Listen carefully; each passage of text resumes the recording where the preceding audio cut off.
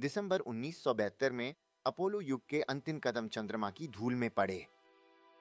50 साल से अधिक समय तक वह रेगोलिथ अमेरिकी मशीनरी द्वारा अप्रभावित रहा।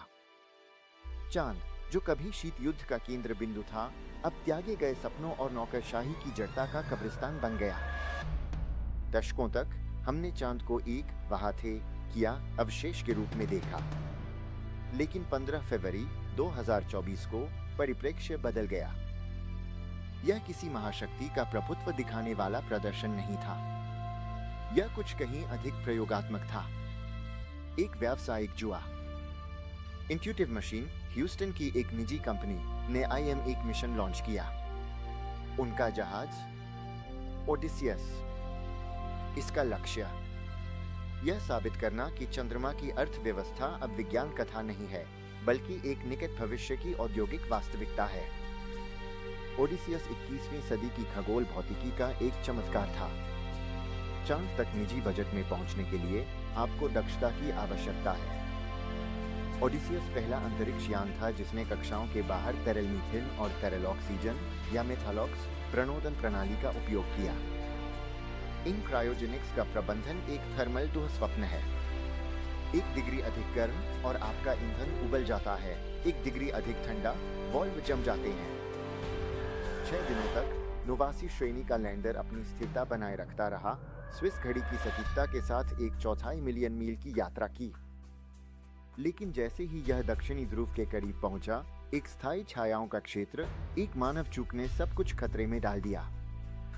22 फरवरी, अंतिम अवतरण। नियंत्रकों ने एक भयावह तथ्य का एहसास किया, लैंडर के प्राथमिक लेजर रेंज फाइंडर काम नहीं कर रहे थे। एक साधारण भौतिक टॉगल जो लेजरों को सक्षम करने के लिए मेंट था, बंद छोड़ दिया गया था। इसे पलटने का कोई तरीका नहीं था।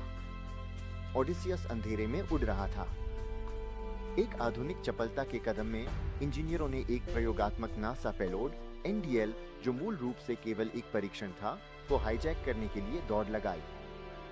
उन्होंने चंद्रमा की कक्षा में उड़ान सॉफ्टवेयर को फिर से लिखा, कक्षीय गति पर एक डिजिटल ब्रेन ट्रांसप्लांट किया। उन्होंने ओडिसियस को एक नासा प्रयोग पर भरोसा करने के लिए मजबूर किया जिसे उपयोग करने के लिए डिजाइन नहीं किया गया था। सदी का अंतिम मैकाइवर पल। 23:23 UTC पर ओडिसियस मालापट एक क्रेटर पर पहुंचा। दक्षिण ध्रुव का दरवाजा, जहां मानव उपनिवेशीकरण का भविष्य निवास करता है। उतरना भयावह था। संपर्क में आने पर इसके 6 लैंडिंग पैरों में से एक चंद्रमा की चट्टान पर फंस गया। 1/6 ग्रेविटी में यह झुक गया। यह 30 डिग्री के कोण पर स्थिर हो गया। अनजान लोगों के लिए यह असफलता की तरह लगता है, लेकिन खगोल भौतिकी में सफलता का माप जीवित रहना होता है। यहां तक कि लेटे हुए ओडिसियस जीवित था। यह पहला निजी अंतरिक्ष यान है जो नरम लैंडिंग करता है और 1972 के बाद ऐसा करने वाला पहला अमेरिकी वाहन है। 7 दिनों तक ओडी ने अपनी दिशा को चुनौती दी, 350 मेगाबाइट महत्वपूर्ण विज्ञान और इंजीनियरिंग डेटा वापस भेजा। इसमें पिकासो के काम, एक टाइम कैप्सूल और जेफ कुन्स की मूर्तियां थी।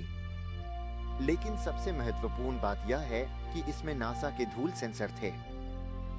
यह डेटा आर्टेमिस 3 के लिए आवश्यक है, जिसका लक्ष्य 2026 तक फिर से जमीन पर जूते रखना है। ओडिसियस को चंद्रमा की रात में जीवित रहने के लिए नहीं बनाया गया था। 1-2 सप्ताह की अवधि जिसमें तापमान -170 डिग्री सेल्सियस तक गिर जाता है। 29 फरवरी को जैसे ही सूरज ढला, लैंडर की बैटरी आखिरकार खत्म हो गई। इसने एक स्थायी धैर्य की विरासत छोड़ दी। इसने साबित कर दिया कि नया अंतरिक्ष मॉडल सबसे कठिन वातावरणों तक पहुंच सकता है। चांद अब एक चौकी है, एक प्रयोगशाला, व्यापार के लिए खुला। हम पीढ़ियों के लिए धन बनाते हैं। हमें appcapital.com पर देखें। यह वीडियो शैक्षिक उद्देश्यों के लिए है और यह वित्तीय सलाह नहीं है।